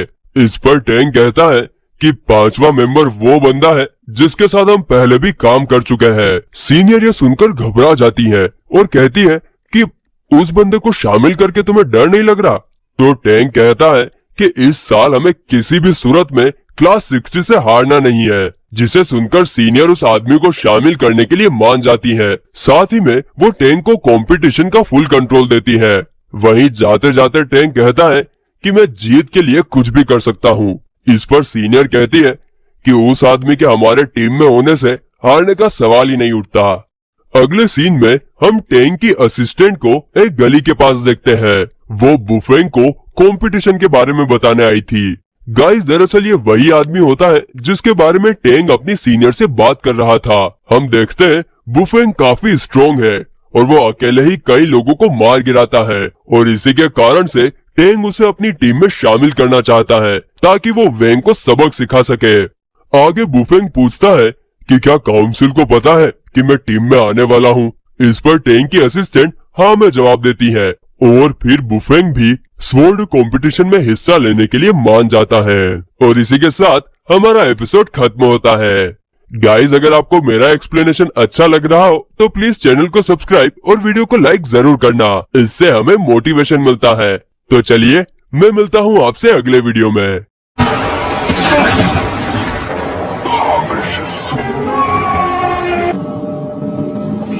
दोस्तों, आप सभी का स्वागत है हमारे इस चैनल पर। तो इस एपिसोड की स्टार्टिंग पिछले एपिसोड के रीकैप को दिखाने से होती है कि कैसे टीचर्स ने खुद से ही वैंग और उसकी टीम को स्वॉर्ड कंपटीशन में भेजने का डिसाइड किया था, लेकिन उन्हें पता नहीं होता है कि वैंग कंपटीशन में जाने के लिए इंटरेस्टेड नहीं है, क्योंकि उसे डर होता है कि कहीं अगर गलती से उसने कंपटीशन में अपनी फुल पावर का इस्तेमाल किया तो दुनिया में चारों तरफ तबाही आ सकती है। मगर अपने दोस्तों और टीचर की सीरियसनेस देखकर वैंग कंपटीशन में जाने के लिए रेडी हो जाता है। वो मॉम डैड से अपनी स्पिरिचुअल स्वॉर्ड के बारे में पूछता है। तभी हमें टीवी पर चल रही न्यूज से पता चलता है कि शेडो ऑर्गेनाइजेशन की बिल्डिंग में एक काफी बड़ा ब्लास्ट हुआ है। दरअसल ये ब्लास्ट स्पिरिचुअल स्वॉर्ड और स्पिरिचुअल फिगर को एक साथ लाने की वजह से हुआ था। तभी बिल्डिंग के बाहर शेडो ऑर्गेनाइजेशन की एक मेंबर आती है और वो पुलिस वालों को बिल्डिंग के अंदर जाने से मना कर रही थी, लेकिन पुलिस वाले कहाँ किसी की सुनते हैं और वो उसकी पिटाई कर देते हैं। इसके बाद वहाँ पर इमोर्टल हीरोज आते हैं, जिसमें जू भी शामिल था। वही जू को देखकर रिपोर्टर उससे इस घटना के बारे में पूछते हैं। इस पर जू कहता है कि ये पहली बार नहीं है जब शेडो ऑर्गेनाइजेशन ने इस तरह का कोई कारनामा किया हो। साथ ही में वो लाइव टीवी पर शेडो ऑर्गेनाइजेशन के लीडर को चैलेंज करता है कि वो उसे रोक कर रहेगा। दूसरी तरफ ऑर्गेनाइजेशन की लीडर लेडी बॉस ये सब टीवी पर देख रही थी और उसे बहुत गुस्सा आता है और गुस्से में वो टीवी तोड़ देती है। इस तरफ वैंग अपनी मॉम डैड से स्वॉर्ड के बारे में पूछता है, जिस पर वे लोग ऐसे रिएक्शन देते हैं कि मानो उन्हें इसके बारे में कुछ पता ही ना हो। तो वैंग खुद ही अपनी स्वॉर्ड को ढूंढने लगता है। वो स्टोर रूम में एक बॉक्स ओपन करता है जिसमें से काफी लाइट बाहर निकल रही थी। ठीक उसी समय टीचर वैंग को मैसेज करके बताते हैं कि वे लोग कल क्लास 69 से मिलने के लिए जा रहे हैं, कंपटीशन में उनका पार्टिसिपेशन कंफर्म करने के लिए। खैर, फिर हम देखते हैं बॉक्स में से एक बच्चा बाहर निकलता है, जिसे देखकर वैंग उसे तुरंत बॉक्स के अंदर बंद कर देता है, लेकिन उसके कारण वैंग की गर्दन पर लगे सील में शॉर्ट सर्किट होता है, जिससे हम समझ पाते हैं कि वैंग उस बच्चे को छुपाने के लिए अपनी पावर्स का कुछ ज्यादा ही यूज कर रहा है और इसके कारण सील धीरे धीरे काम करना बंद कर रही है।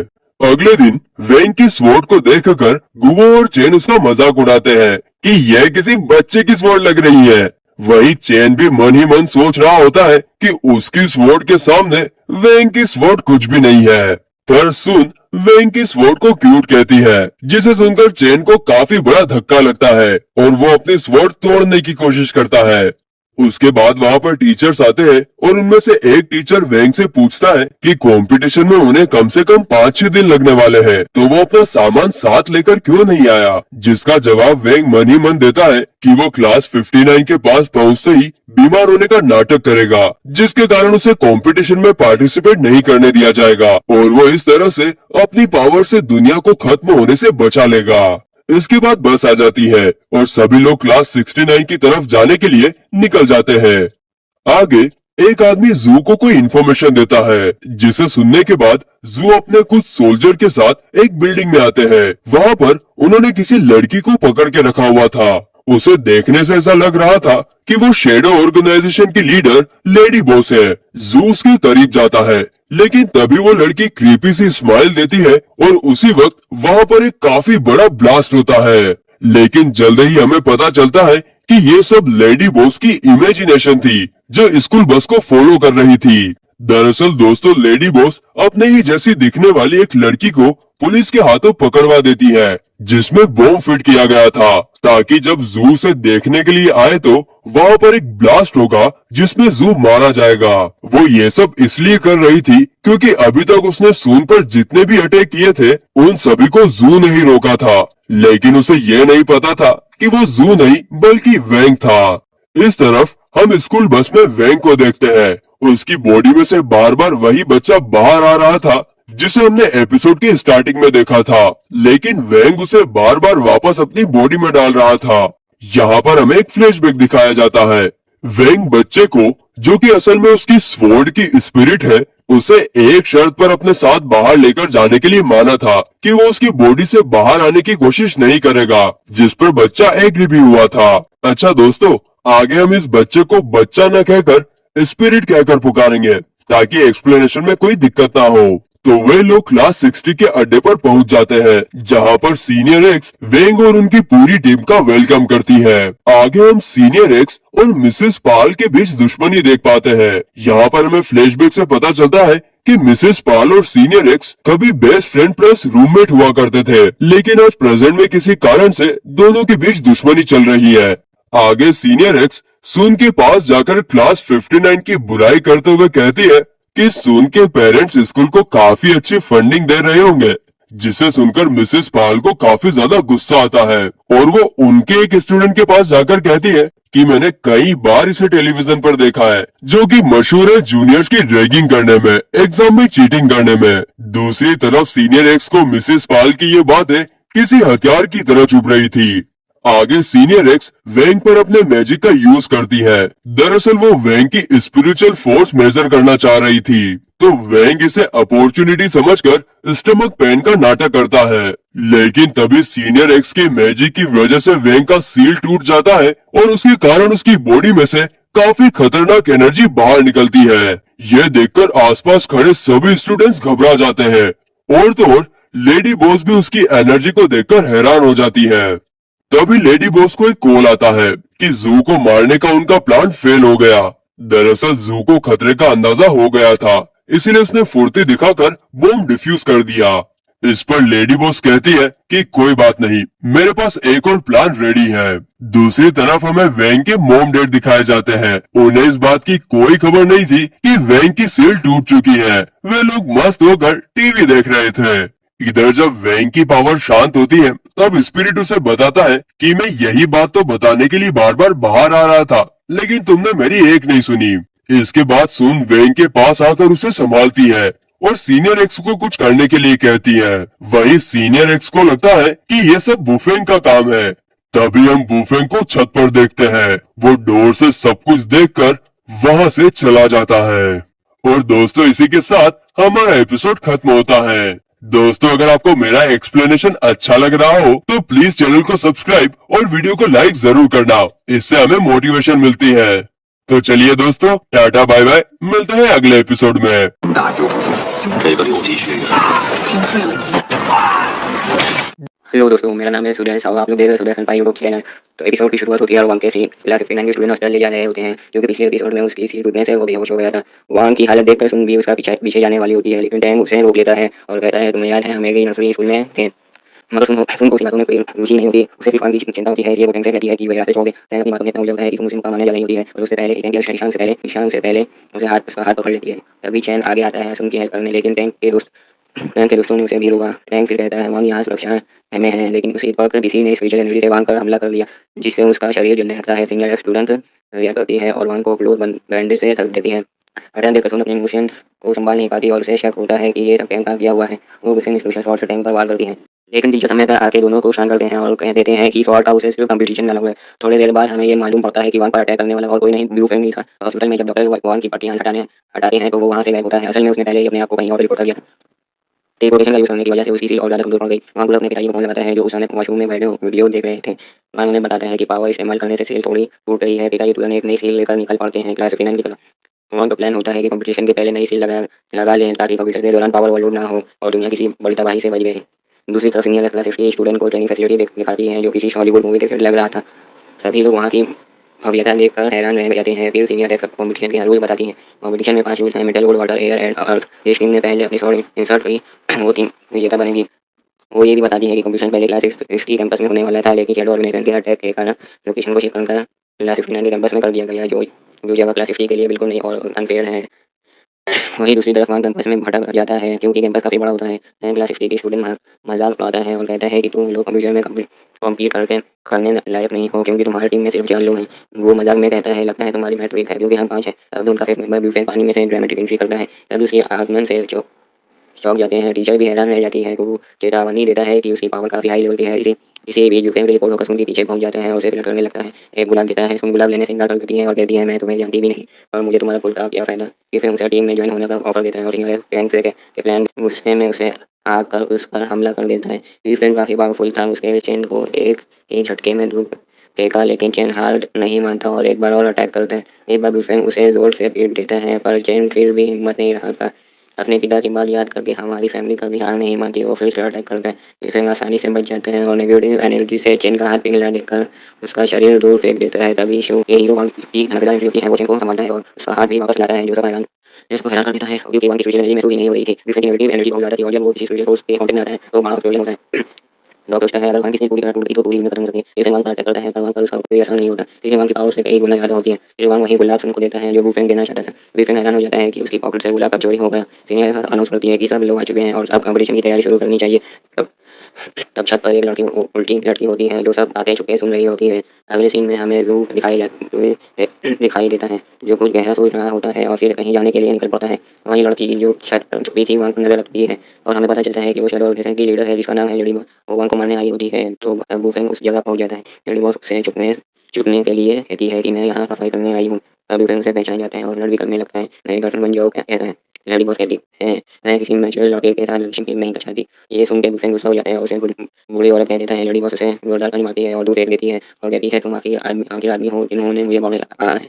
वूफेंग को पहली बार कोई टक्कर में मिला था इसलिए वो अपनी नेगेटिव एनर्जी इकट्ठा कर एक गोला बनाता है। लेडी बॉस बिना डरे उसे सामने फैमिली कहती है और दो उंगलियों से उसकी एनर्जी को तोड़ देती है। वूफेंग शॉक में आ जाता है क्योंकि पहली बार ने उसे हराया। अब लेडी बॉस ने भी उसे धूल चढ़ा दी। दूसरी तरफ नूडल्स का पैकेट लेकर आराम से जा रहा होता है। तभी उसकी नजर पड़ती है लेडी बॉस पर। वूफेंग को रस्सी से बांध रही थी। सीन होता है और वहाँ की हाल से नूडल्स का पैकेट गिरता हुआ दिखाई देता है और इसमें एपिसोड यहीं समाप्त होता है।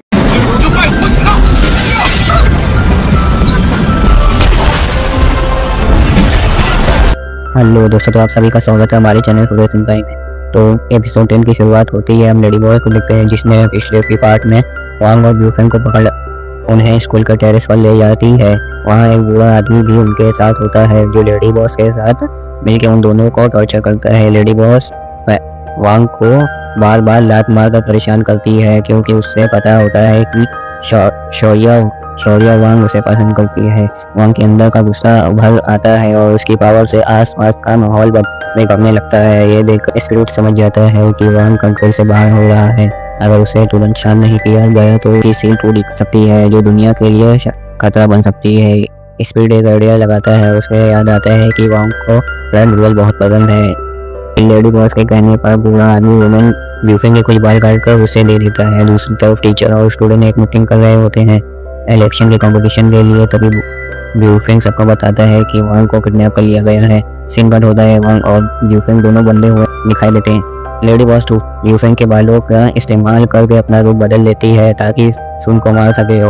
ओल्ड मैन यूफेंग को बताता है कि जैसे ही लेडी बॉस का काम पूरा होगा वो उसे छोड़ देगी। तभी यूफेंग ओल्ड मैन को इम्प्रेस करने की कोशिश करता है और कहता है कि वो शैडो ऑर्गेनाइजेशन का हिस्सा बनना चाहता है, पर ओल्ड मैन उसकी चाल समझ जाता है। यूफेंग ओल्ड मैन से कहता है आपको यहाँ छोड़ दिया गया है तो आप कोई वॉरियर जरूर होंगे।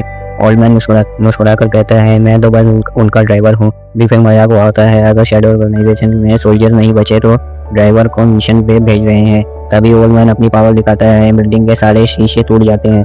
स्पिरिट वांग से कहता है कि ओल्ड मैन के अंदर बहुत ज्यादा स्पिरिचुअल फोर्स है पर वो छुपा रहा है। यूफेंग सबको लेडी बॉस का डिस्क्रिप्शन देता है। कम करता है कि ये वही लेडी बॉस है जिन्होंने वांग को उठाया है। टैंक ईशा से कहता है कि वो वांग की स्पिरिचुअल एनर्जी ट्रैक करे ताकि उसे लोकेशन मिल सके। ईशा अपनी कैमरा पावर से तुरंत पता लगा लेती है। सुन की सीनियर बॉडीगार्ड समझ जाते हैं कि सुन जरूर बताऊं प्रायोरिटी सुन को बचाना है। तभी ट्विस्ट आता है। सुन अपना बॉडी रिपेयर करके वापस मीटिंग रूम में आती है।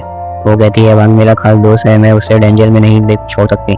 सीनियर बॉडीगार्ड इमोशनल हो जाता है क्योंकि सुन अपने बॉडीगार्ड के साथ वांग को बचाने जाती है और सीनियर स्टूडेंट को कहते हैं कि वो सुन के ग्रुप को फॉलो कर रियल बैटल कैसे होती है देखने के लिए ओल्ड मैन म्यूजिक सुनते हैं। वो डांस कर रहा होता है। तब वांग उससे कहता है अपनी रियल पावर दिखाओ ताकि हम यहाँ से निकल सके, पर वांग आराम से सो रहा होता है। बस यूफेंग शॉक हो जाता है ये बंदा इतने खतरनाक हालात में भी सो रहा है। तब सुन और उसके बॉडीगार्ड आते हैं और ओल्ड मैन पर अटैक करते हैं लेकिन ओल्ड मैन भी पावरफुल निकलता है। उससे कई बड़े फाइटर्स गिर जाते हैं।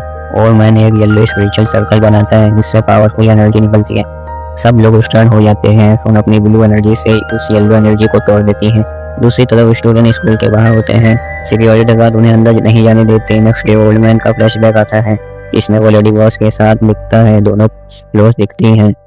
ईशा टैंक से कहती है कि ब्यूफेन कुछ बदला बदला लग रहा है, उससे संभल कर रहना। ओल्ड मैन और एक लड़की की बैटल चल रही होती है। लड़की ओल्ड मैन के सामने टिक नहीं पाती, तभी वही जो जाकर उसे बचा लेते हैं। ओल्ड मैन कहता है मैं कब से तेरा इंतजार कर रहा हूँ। जो जू कहता है सरेंडर कर दो, लेकिन फाइट स्टार्ट हो जाती है। फिर गोल्डन भी फंक्शन को मारता है पर बॉडीगार्ड उसे रोक लेता है। इधर वो सोन को बचपन से प्रोटेक्ट करता आया है। तब एक हेलीकॉप्टर आता है जिसमें स्नाइपर होता है। वो ओल्ड मैन पर फायर करता है। ओल्ड मैन जमीन पर गिरता है। मरते हुए भी ओल्ड मैन अपना मिशन नहीं भूलता। अपने आप को बॉम्ब बना लेता है ताकि जो जू को मार सके, लेकिन जू टाइम पे उस एनर्जी को डिटेक्ट कर लेता है और बच जाता है। फेक वर्जन फंक्शन को मारना जाता है पर वहाँ इमॉर्टल गार्डियंस आ जाते हैं। फंक्शन रुक जाते हैं। टैंक उसे लेकर निकल जाता है। वैंग से स्पिरिट पूछता है कि रियल ब्यूफेन का क्या करना है। वांग कहता है वो यहीं रहे और वह ब्यूफेन पर नजर रखे। वांग सोचता है अगर डिफरेंट कंपटीशन के टाइम पे ब्यूफेन नहीं आया तो कंटेस्ट कैंसिल हो जाएगा। उसे पता नहीं होता कि लेडी बॉस अभी भी फेक प्लान बन के घूम रही है। अगला दिन कंपटीशन स्टार्ट होता है। वांग फेक ब्यूफेन को देखकर हैरान होता है। उसे लगता है ये असली कैसे आ गया। सब लोग क्रिस्टल पे हाथ रख कर टेलीकास्ट करने लगते हैं। तब वांग के डैड आते हैं पर वांग पहले ही टेलीपोर्ट हो चुका होता है। रू वांग के डैड को रिएक्शन देखकर कंफ्यूज हो जाता है। मिस पाल को भी कुछ अजीब लगता है। बाद में वांग के डैड जो रू को सील के बारे में सब कुछ बता देते हैं।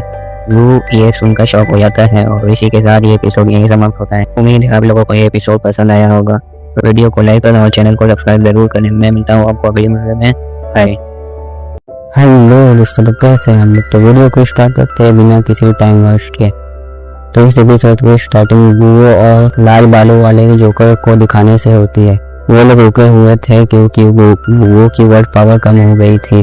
इसे देखकर लाल बालों वाला जोकर उसका मजाक उड़ाते लगता है। अब तुम्हारे पास अटैक करने के लिए वर्ड्स भी नहीं बचे और ऊपर से तुम सेम वर्ड्स दोबारा यूज भी नहीं कर सकते। वहीं पर डर बिहारियों में उठते हैं देखता है और मन ही मन कहता है लड़ो और लड़ो ताकि मुझे तुम्हारी स्पिरिचुअल फोर्स मिल सके। लेकिन जैसे ही वो पास में रंग को देखता है वो दोबारा घबरा कर झाड़ियों में छुप जाता है। के बाद लाल बालों वाला जोकर वैंग पास में बैठा था उसे यूजलेस कहकर लात मार देता है और नीचे गिरा देता है। यह देखकर वो को काफी ज्यादा गुस्सा आ जाता है और फिर वो एक न्यू वर्ड के साथ अटैक कर यूजर हार्टलेस एरोगेंट वगैरह वगैरह ये सब वर्ड सुनकर वैंग अपने आप को रिएक्ट करता है।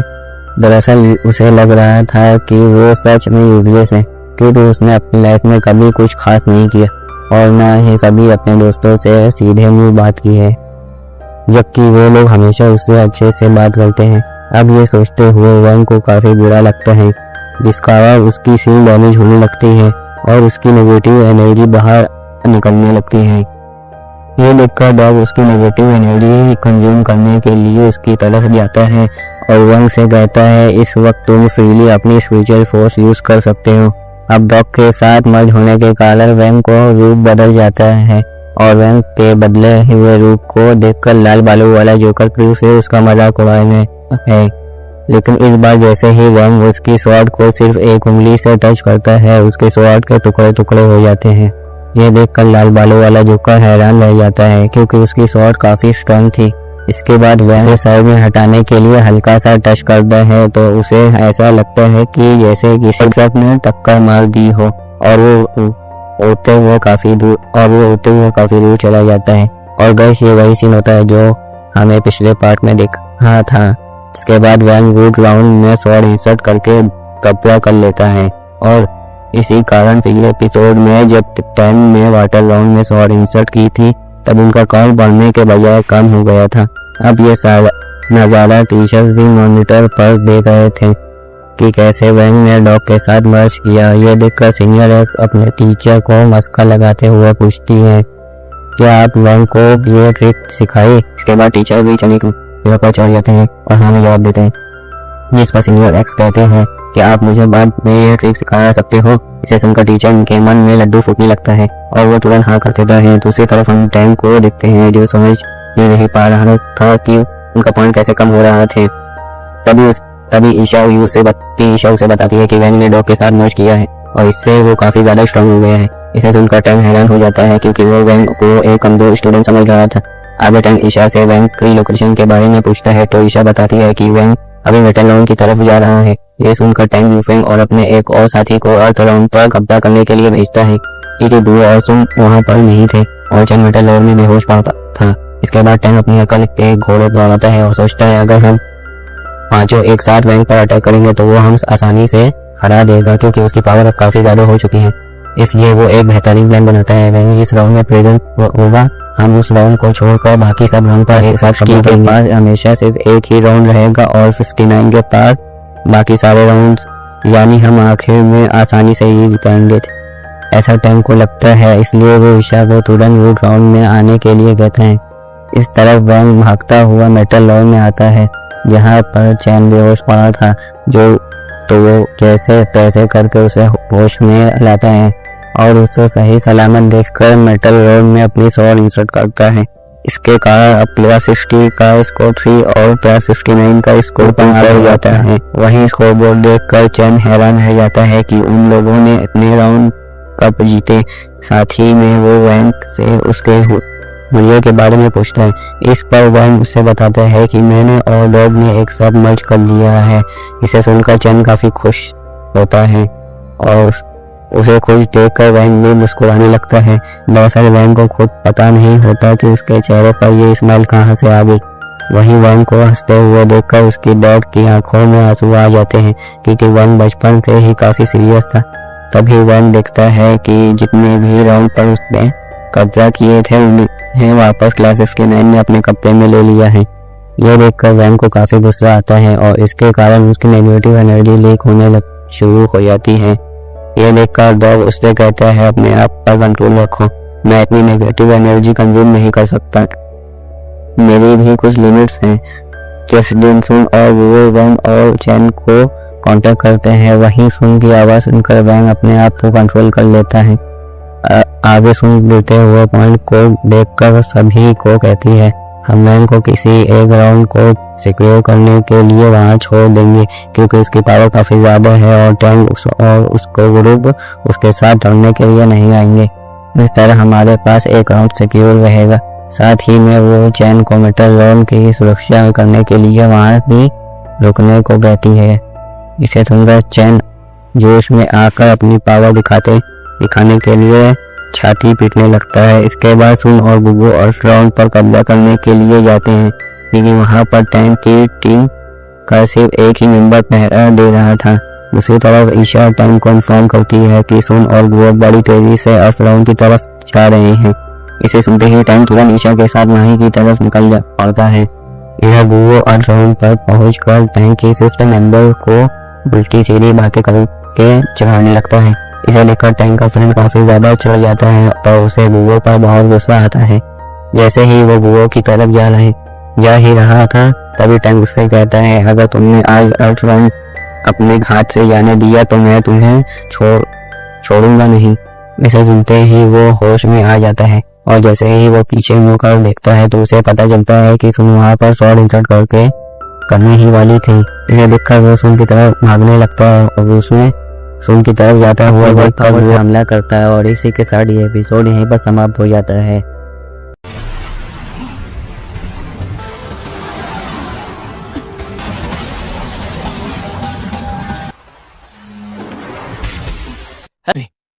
तो पिछले एपिसोड में हमने देखा था कि क्लास 59 और क्लास 60 दोनों टीम्स कंपटीशन वाली जगह पर टेलीपोर्ट होते हैं। इसके बाद हमें टेंग और उसका ग्रुप दिखाया जाता है। वो एक साथ एक ही जगह पर टेलीपोर्ट हुए थे जबकि वैंग और उसके दोस्त अलग अलग जगह पर टेलीपोर्ट हुए थे। आगे टेंग ईशा को सिस्टम हैक करके वैंग और उसके दोस्तों की लोकेशन पता लगाने के लिए कहता है तो ईशा अपनी पावर का यूज करती है और जल्दी ही उसे सबकी लोकेशन के बारे में पता चल जाता है। वो कहती है कि चेन मेटल राउंड में है, सून वोटर राउंड में है, डोग फायर राउंड में है। साथ ही उसे डोग के पास बुफेंग की स्पिरिचुअल फोर्स भी डिटेक्ट होती है। तभी लाल बालों वाला जोकर उससे सबसे कमजोर बच्चे के बारे में पूछता है। दरअसल गाइस, यहाँ पर वेंग की बात हो रही है। इस पर ईशा कहती है कि सिस्टम ने उसकी स्पिरिचुअल फोर्स नल डिटेक्ट की थी, इसलिए मैं उसे ट्रैक नहीं कर पा रही हूँ।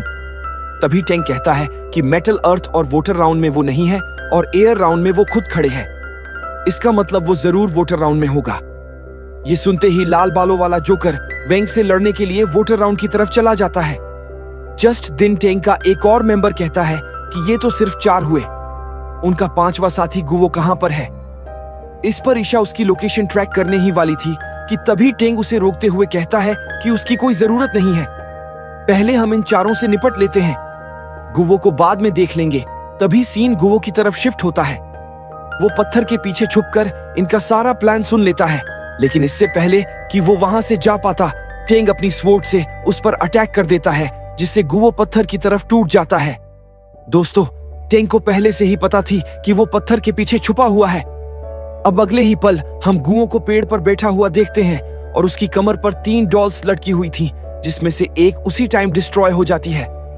दोस्ते, इससे हम ये समझ पाते हैं कि ये किसी वीडियो गेम की तरह है, जैसे गेम में हमें जीतने के लिए लाइफलाइन दी जाती है।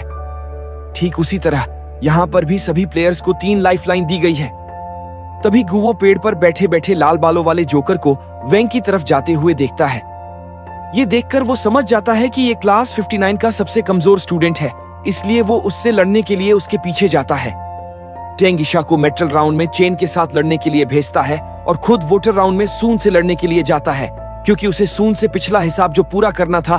दूसरी तरफ हम चेन को मेटल राउंड में देखते हैं और जब वो वहां पर आगे बढ़ रहा था तभी उसकी बॉडी पर कट लग रहे थे, जिससे हम समझ पाते हैं कि वहां पर गिरने वाली पैड की पत्तियां मेटल की है, इसलिए उसे मेटल राउंड कहते हैं।